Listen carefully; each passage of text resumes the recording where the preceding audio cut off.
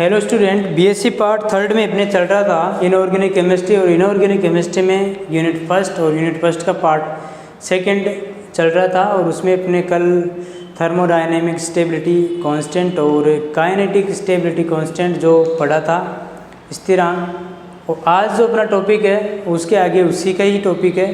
तो BSc part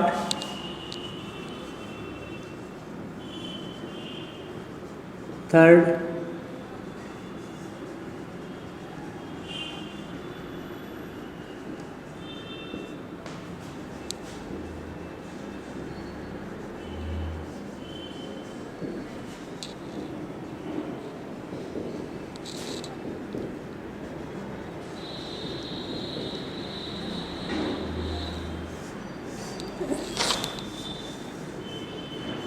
इसमें अपने चल रहा था thermodynamic and kinetic stability aspect of metal complexes.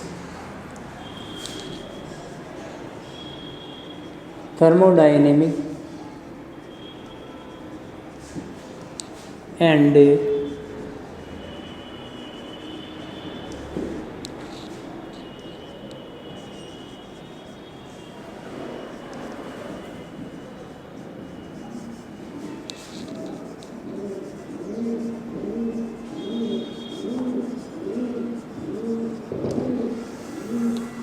धातु संकुलों में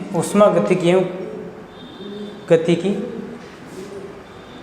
जो कॉम्प्लेक्स कंपाउंड होता है वो थर्मोडायनेमिकली और काइनेटिकली किस तरीके से बिहेवियर करता है।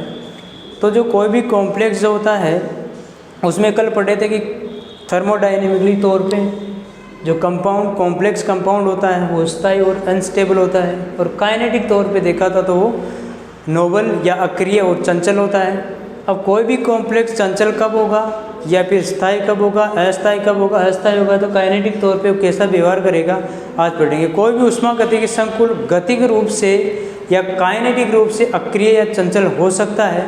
साथ ही ऊष्मागतिकी जो अस्थायी कॉम्प्लेक्स होता है साधारणतया वो चंचल है, परंतु कभी कभी वो अक्रिय भी हो सकता है। तो ये ज़रूरी नहीं है कि कोई भी कॉम्प्लेक्स जो होता है वो जनरली थर्मोडायनेमिकली स्टेबल है तो काइनेटिक तौर पे कैसे होगा, वो अक्रिय होगा। ये ज़रूरी नहीं है, वो चंचल भी हो सकता है तो अक्रिय भी हो सकता है। कहने का मतलब क्या है कि सामान्यतः ऊष्मागतिकी रूप से स्थायी संकुल गतिक रूप से अक्रिय है, किंतु ये कथन प्रत्येक परिस्थिति के लिए क्या है, लागू नहीं होता है। तो ऊष्मागतिकी स्थायी संकुल गतिक रूप से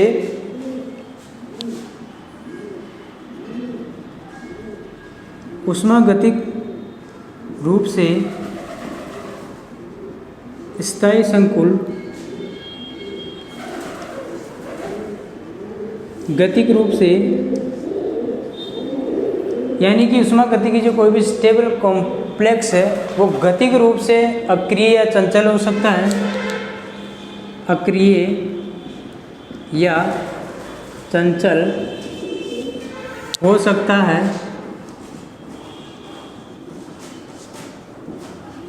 तो चंचल भी हो सकता है, अक्रिय भी हो सकता है। साथ ही ऊष्मागतिकी अस्थायी संकुल, साथ ही ऊष्मागतिकी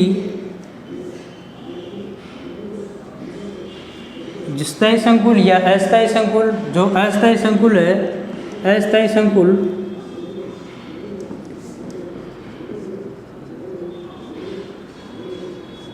साधारणतया जो अस्थायी संकुल होता है वो चंचल है,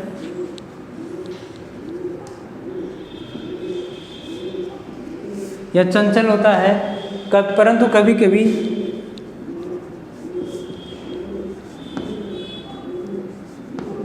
यह अक्रिय भी हो सकता है। तो कहने का मतलब क्या है कि कोई भी ऊष्मागतिकी रूप से कोई भी संकुल जो होता है अस्थायी है तो गतिक रूप से अक्रिय या चंचल हो सकता है। साथ ही ऊष्मागतिकी स्थायी अस्थायी संकुल साधारणतया चंचल होता है, और चंचल जो होगा परंतु कभी कभी ये अक्रिय भी हो सकता है। तो ये कोई ज़रूरी नहीं है कि कोई भी कॉम्प्लेक्स ऊष्मागतिकी तौर पर स्थायी है तो वो अक्रिय ही होगा, वो चंचल भी हो सकता है। अर्थात सामान्यतः ऊष्मागतिकी रूप से स्थायी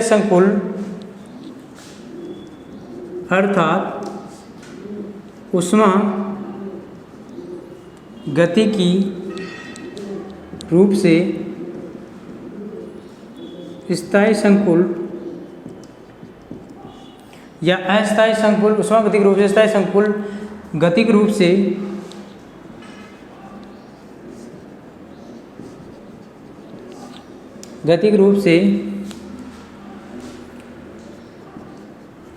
अक्रिय भी हो सकता है और चंचल भी हो सकता है। अक्रिय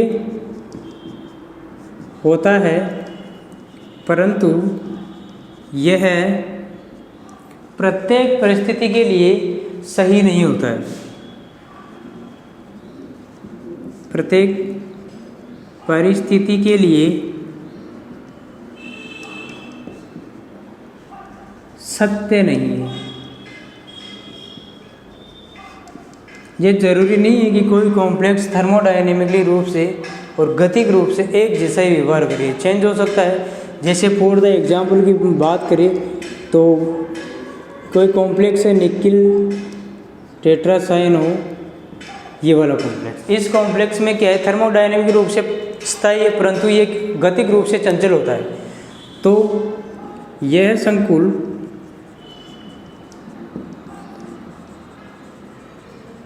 थर्मोडायनेमिक रूप से काफी स्थायी है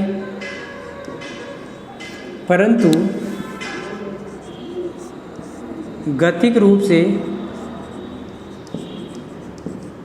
अस्थायी, गतिक रूप से चंचल है।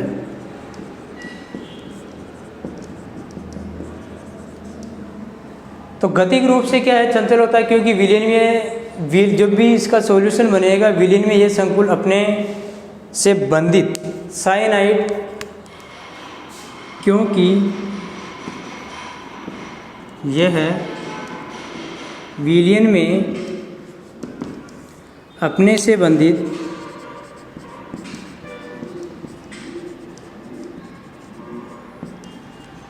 साइनाइड, इसमें से साइनाइड आयन है, साइनाइड लिगेंडों का विलीन में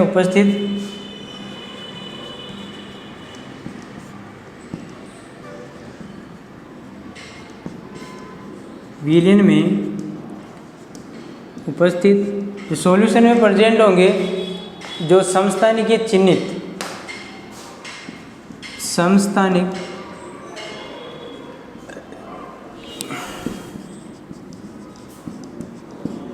जो आइसोटोपिकल लेवल्ड है, जैसे कार्बन 14 है,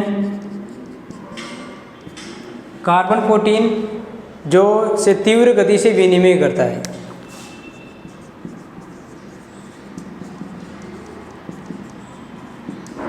एक्सचेंज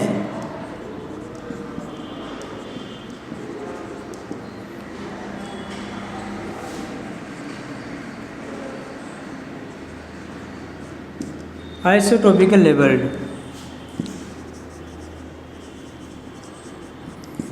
जो आइसोटोपिकल जो सॉल्यूशन के अंदर साइनाइड आयन है उसमें कार्बन क्या है, आइसोटोप है, इसे तीव्र गति से क्या कर लेता है, रिएक्शन कर लेता है। रिएक्शन करने के बाद जो गतिक रूप से अक्रिय संकुल, जरूरी नहीं है कि कोई भी उष्मा गतिकी रूप से जो चंचल संकुल है, या यूँ कह सकते हैं गतिक रूप से अक्रिय संकुल है, जरूरी नहीं है कि उष्मा गतिक रूप से स्थायी हो। साथ ही ये भी जरूरी नहीं है कि गतिक रूप से चंचल संकुल उष्मा गतिक रूप से अस्थायी हो। तो जैसे ये कोई कॉम्प्लेक्स है, ये वाला निकिल टेट्रासाइन और निकिल सेकेंड आयन, ये इसके साथ रिएक्शन करता है और एक संकुल बनाता है ये वाला।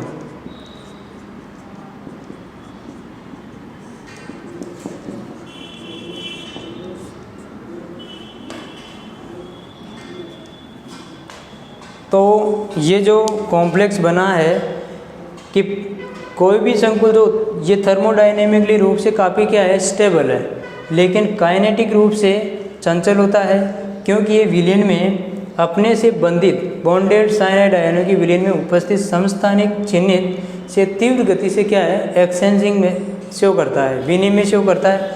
अर्थात ये कह सकते हैं कि जो अर्थात गतिक रूप से अक्रिय संकुल,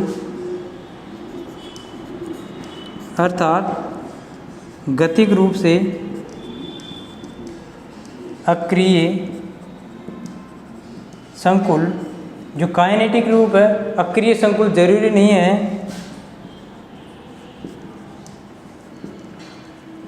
कि ऊष्मागतिक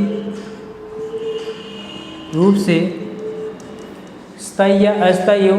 साथ ही क्या है, ऊष्मागतिक रूप से स्थायी हो। कहने का मतलब क्या है कि साथ ही ये भी जरूरी नहीं है कि गतिक रूप से चंचल संकुल ऊष्मागतिक रूप से, साथ ही यह भी जरूरी नहीं है कि ऊष्मागतिक या गतिक रूप से चंचल संकुल ऊष्मागतिक रूप से अस्थायी होगा। तो कहने का मतलब क्या है, ओवरऑल इस सारे मैटर से कंक्लूजन क्या निकलता है, निष्कर्ष क्या निकलता है कि कोई भी कॉम्प्लेक्स कंपाउंड है वो ऊष्मागतिक रूप से क्या है, स्थायी या अस्थायी हो सकता है। एक तो स्थायी हो सकता है और अस्थायी हो सकता है। और काइनेटिक रूप से जो संकुल है वो स्थायी वाले अक्रिय होते हैं और ये क्या होते हैं, चंचल होते हैं।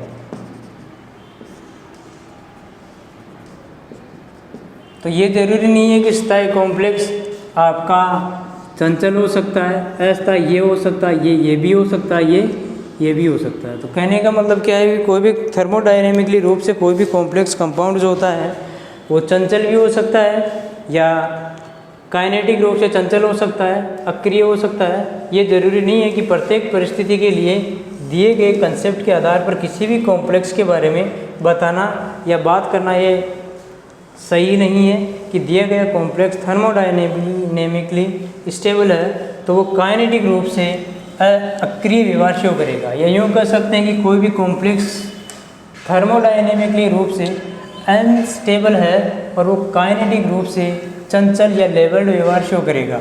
दोनों ही चेंज व्यवहार भी शो कर सकते हैं और एक जैसे व्यवहार भी शो कर सकते हैं। तो ये ज़रूरी नहीं है कि भी किसी भी कॉम्प्लेक्स में आप ऊष्मागतिकी रूप से और काइनेटिक रूप से उनको आप एक तरीके से पढ़ सकते हो।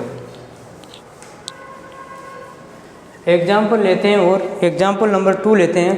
एग्जाम्पल नंबर 2 में जैसे मान लो कि जैसे 3 कॉम्प्लेक्स है, एक ये है निकिल, अभी जो अपन ने बात की थी ये वाला, और ये है Mn। इसके साथ आप 6 लिगेंड ले सकते हो। Mn के साथ साइनाइड 6 3-। एक है क्रोमियम, क्रोमियम में भी आप 6 लिगेंड ले सकते हो और क्रोमियम के साथ साइनाइड है CN6। ये दोनों ही जो लिगेंड है, ये तीनों ही जो कॉम्प्लेक्स है थर्मोडायनेमिकली रूप से काफ़ी स्टेबल है, लेकिन काइनेटिक रूप से अलग अलग व्यवहार शो करते हैं। ये तीनों संकुल ऊष्मागतिक रूप से तो स्थायी है, लेकिन गतिक रूप से स्थायित्व या इनकी क्रियाशीलता में क्या है, अंतर है। उक्त तीनों, ये एग्जाम्पल नंबर आपका 2 हो गया। उक्त तीनों संकुल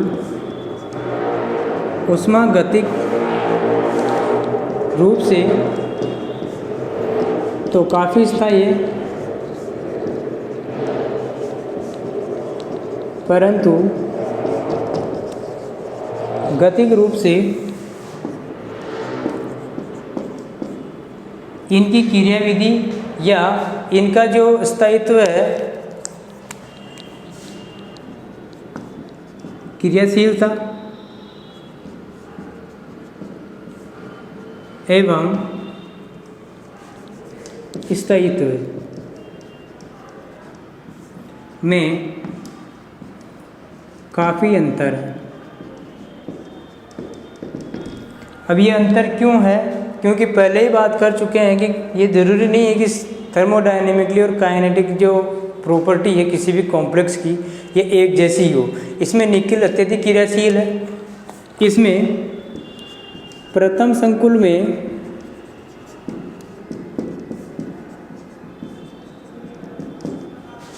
निकिल संकुल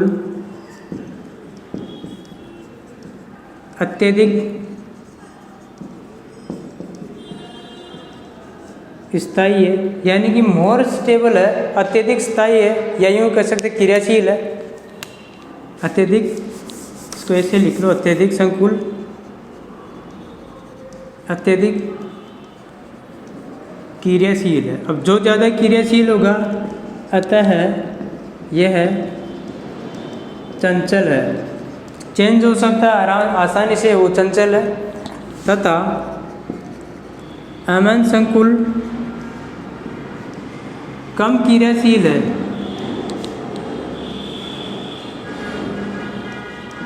अतः यह कम चंचल। तथा क्रोमियम संकुल बहुत कम क्रियाशील होने के कारण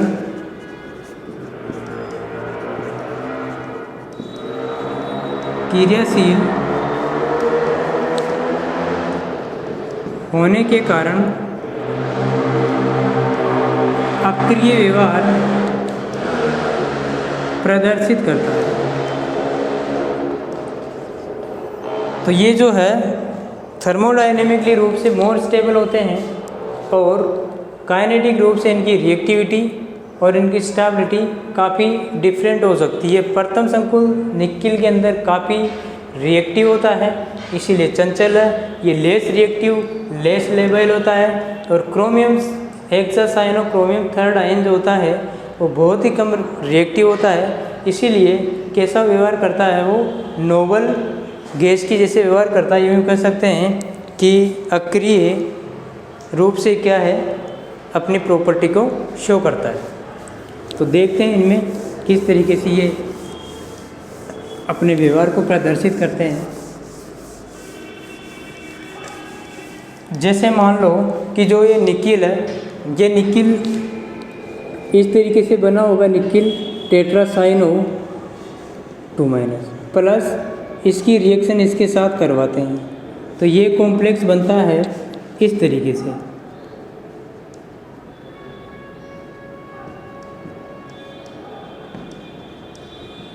अब इसकी जो अर्धायुकाल है, रिएक्शन का टाइम पीरियड है अर्धायुकाल, वो होता है लगभग कितना, 30 सेकेंड का। 30 सेकेंड में फॉर्म कर लेता है। बहुत ज़्यादा रिएक्टिव है, इसीलिए फॉर्म जल्दी हो जाता है। जल्दी फॉर्म होने के साथ साथ में इसकी रिएक्टिविटी भी क्या है, ज़्यादा होती है।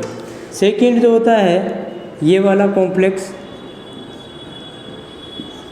इसमें साइनाइड मॉलिक्यूल इसके साथ में आने के बाद जो कॉम्प्लेक्स बनता है वो ही बनता है।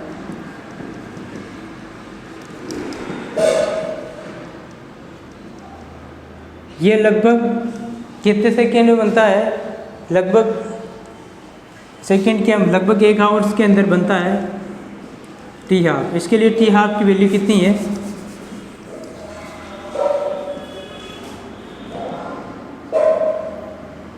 1 आवर्स। और जो कॉम्प्लेक्स है अपना ये लेस रिएक्टिव है, तो 1 घंटे में बन जाएगा।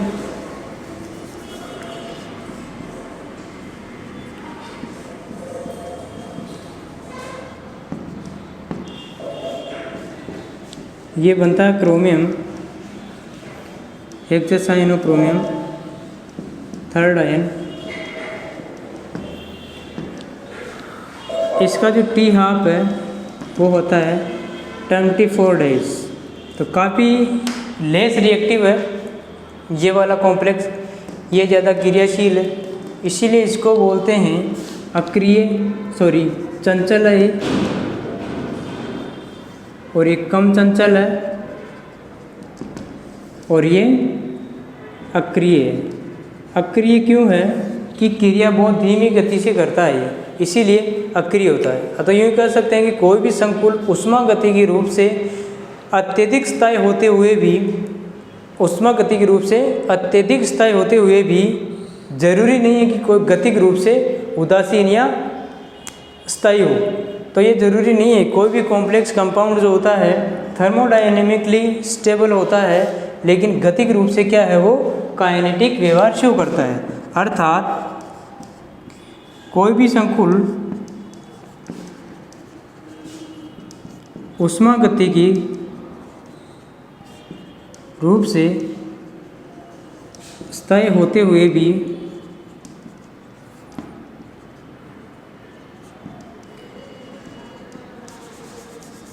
गतिक रूप से चंचल हो सकता है,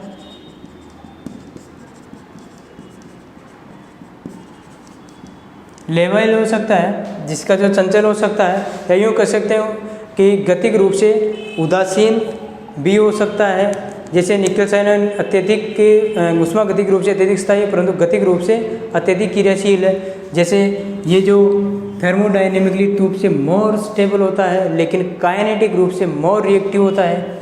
तो ये क्या है कि जो थर्मोडायनेमिक है, थर्मोडायनेमिक इसके बेस पे तो क्या है, स्टेबल है,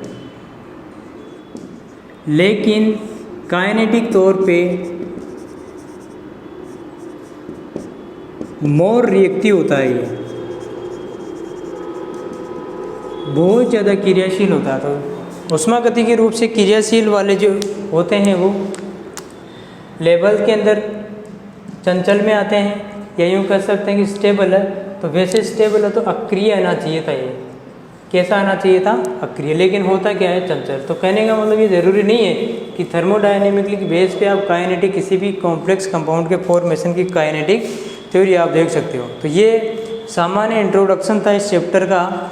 तो ये एक टॉपिक जो है वो आपका कंप्लीट हो चुका है, और आगे जो इस पढ़ाए गए हैं उसमें से किस तरीके के प्रश्न आते हैं, क्वेश्चन किस तरीके के आते हैं वो मैं बता देता हूँ।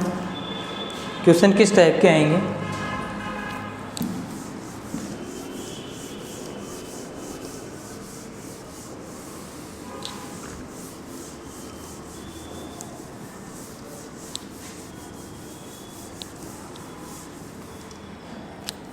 क्वेश्चन है, निम्न पर सूक्ष्म टिप्पणी या परिभाषित कीजिए।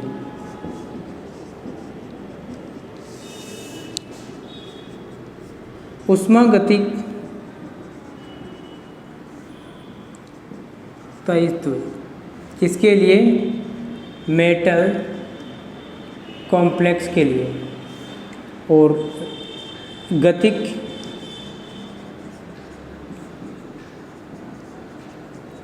ये जो स्टेबिलिटी है, इसकी स्टेबिलिटी वो भी मेटल कॉम्प्लेक्स की। और आपको डिफाइन करना चंचल व अक्रिय संकुल किसके बेस पे, ऊष्मागतिकी और काइनेटिक मोशन के बेस, काइनेटिक जो एस्पेक्ट है उसके आधार पर इनको डिफाइन करना शब्दों को। तो इस तरीके से आपके क्वेश्चन आते हैं एग्जाम में। ऊष्मागतिकी स्थायित्व क्या, गतिक स्थायित्व क्या, चंचल और अक्रिय संकुलों से आप क्या समझते हैं, या इसको परिभाषित कीजिए। तो आपको इस पर परिभाषित कर देना है कि ये जो होते हैं ये दोनों ही ऊष्मागतिकी रूप से नहीं होते हैं, ये केवल और केवल काइनेटिक बेस पे होते हैं। काइनेटिक ऊष्मागतिकी बेस पे तो ये जो होते हैं वो अनस्टेबल होते हैं, अनस्टेबल, और ये होते हैं वो क्या होते हैं, स्टेबल कॉम्प्लेक्स होते हैं। ऊष्मागतिकी ने बताया था कि कोई भी कॉम्प्लेक्स कंपाउंड यदि स्टेबल है तो वो काइनेटिक रूप से अक्रिय होता है, और यदि कोई भी कॉम्प्लेक्स कंपाउंड ऊष्मागतिकी या थर्मोडायनेमिकली रूप से लेबल्ड है तो वो अनस्टेबल होता है। तो आज की क्लास में बस इतना की। नेक्स्ट टॉपिक के बारे में नेक्स्ट क्लास में चर्चा करेंगे। जब तक thank you so much, have a nice day.